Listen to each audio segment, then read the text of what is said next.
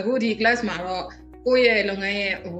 တချို့လိုအပ်တဲ့အချက်လက်တွေပြင်ရမယ့်အချက်လက်တွေကိုတွေ့သွားတယ်။နောက် plan တွေသေချာချဖို့နောက်ဝန်ထမ်းတွေမှာstep plan တွေသေချာဆွဲဖို့ဆိုတဲ့ idea တွေလည်းရသွားတယ်။နောက်ပို့ပြီးတော့လည်းကိုယ့်ရဲ့အရှိ future view ကိုလည်းပိုမြင်သွားတယ်ပေါ့ဆရာ။ အောင်ဆက်သွားမယ်အဲ့ဒီ planning ချပြီးတော့ဒီရှေ့လျှောက်ပြင်ဆင်ပြီးတော့ဘယ်လိုဆက်သွားမလဲဆိုတဲ့ကိစ္စလေးတွေအများကြီးပဲအကြံရသွားတယ်ပေါ့နော်အဲ့လိုပဲဆိုကြပါစို့ဟုတ်အများကြီးပဲအခုလည်းမိတ်ဆွေအသစ်တွေလည်းတစ်ခါထပ်ရပါတယ်ဟုတ်ကဲ့လက်ရှိလုပ်ငန်းတွေမှန်သမျှကဒါအခြေအနေကြောင့်ရပ်ဆိုင်းထားရတော့ကနားပဲထောင်နေတာအဲ့ဒါကိုဒီတင်နန်းတက်လိုက်တဲ့အခါမှာတော့တစ်ချိန်တော့စိတ်ကူးထားတဲ့အရာတွေလည်းအကောင့်ထဲပေါ်ပြဖို့အတွက်အစင်းနဲ့ဖြစ်သွားတာပေါ့နော်နောက်တစ်ခုကကြတော့ကျွန်တော်တို့ဒီအရင်တော့လုပ်ခဲ့တဲ့အလုပ်တွေမှာကိုကဒါအားနည်းလို့ငါဒါကြာရှုံးခဲ့တာပါလားဒီချက်လက်တွေဖြည့်ရမှာပါလားဘာလေးထပ်လုပ်ရမလဲဆိုအနုစိတ်ပြီးတော့ပို့ပြီးတည်သွားတာပေါ့နော်instant business နဲ့ပေါ့နော်ဒီတင်တဲ့နဲ့ပတ်သက်ပြီးတော့ပဲကျွန်မအတွေ့အကြုံလေးပေါ့ဒါ honest review လေးပေးရပါရှင်ဒီတချို့ဆိုလို့ရှိရင်ဆရာဒီတင်တဲ့မှာတင်သွားတဲ့ costing တွေနဲ့ပတ်သက်ပြီးတော့ပေါ့နော်လုပ်ငန်းရှင်တော်တော်များများမတွက်မိရရရှိတယ်ဆရာပြောသလိုပဲပေါ့ကြည့်ရင်တော့အမြတ်တင်ကြီးပဲတကယ်သေချာ detail လိုက်ပေါ့နော် detail တွက်ကြည့်ရဲ့အချိန်ကြာလို့ရှိရင်လည်းကိုယ့်လုပ်ငန်းရဲ့ဟာကွန်းကွင်းကိုယ်ကမြင်လာပါတယ်ဆရာ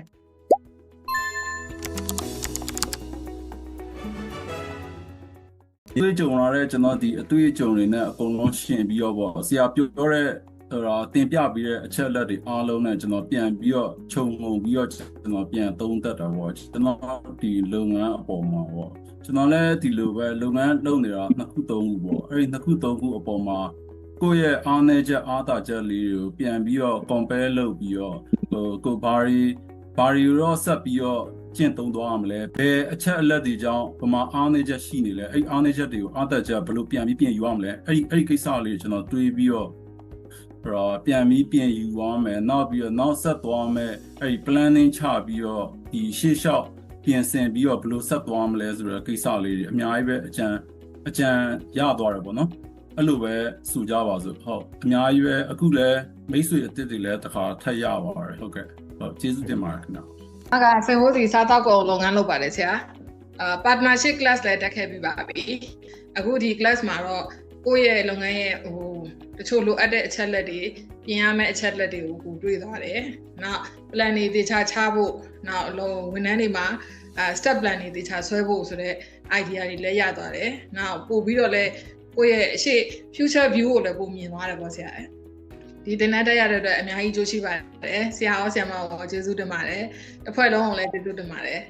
လက်ရှိလုပ်ငန်းတွေမှန်သမျှကဒါအခြေအနေကြောင့်ရပ်ဆိုင်းထားရတော့ကနားပဲထောင်နေတာအဲ့ဒါကိုဒီတင်နန်းတက်လိုက်တဲ့အခါမှာတော့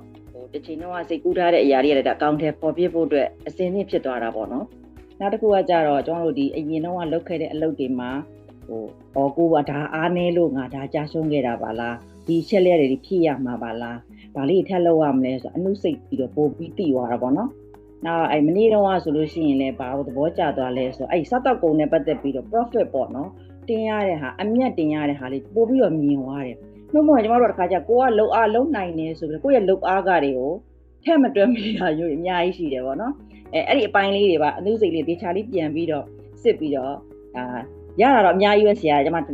ကြောင့်မို့ဒီတင်နန်းတက်ရတာတန်ပါတယ်လို့ကျေးဇူးတင်ပါတယ်ဆရာ instant business နဲ့ပေါ့နော်ဒီတင်တဲ့နဲ့ပတ်သက်ပြီးတော့ပဲကျွန်မအတွေ့အကြုံလေးပေါ့ဒါ honest review လေးပေးရပါရှင်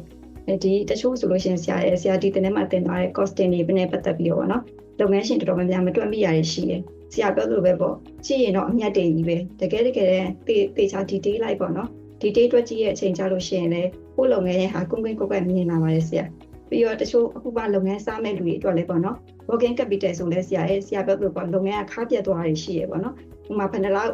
လုပ်ငန်းဟိုဟာရှိရနဲ့စလိုက်တယ်ဆရာစ run လိုက်တယ်စ run ပြီးတော့မှအဲ့လိုမျိုးတွေဆိုလို့ရှိရင်မဖြစ်သင့်ပေါ့နော်အဲ့တော့အကယ်၍ကိုကလုံးနေဆိုလို့ရှိရင်ဆရာပြောလို့ပေါ့ working capital ဆိုဘယ်လောက်ထားရမလဲအကယ်၍ကိုဘက်ကပေါ့ risk မယူချင်လို့ရှိရင်ဘယ်လို partner တွေနဲ့ဘယ်လိုလက်တွဲရမလဲပေါ့နော်အဲ့လိုအချင်းချင်းပေါ့အဲ့လိုမျိုးဆိုလို့ရှိရင်ကိုဘက်က risk နည်းမယ်ပေါ့အဲ့လိုသင်ခန်းစာလေးတော့ရပါတယ်အဲ့တော့နောက်တက်တဲ့လူတွေကိုလည်းပေါ့နော်ဒီသင်တန်းလေးနဲ့ပတ်သက်ပြီးတော့ကျွန်မဘက်ကရတဲ့အတွေ့အကြုံလေးကို share ပေးကြပါရှင်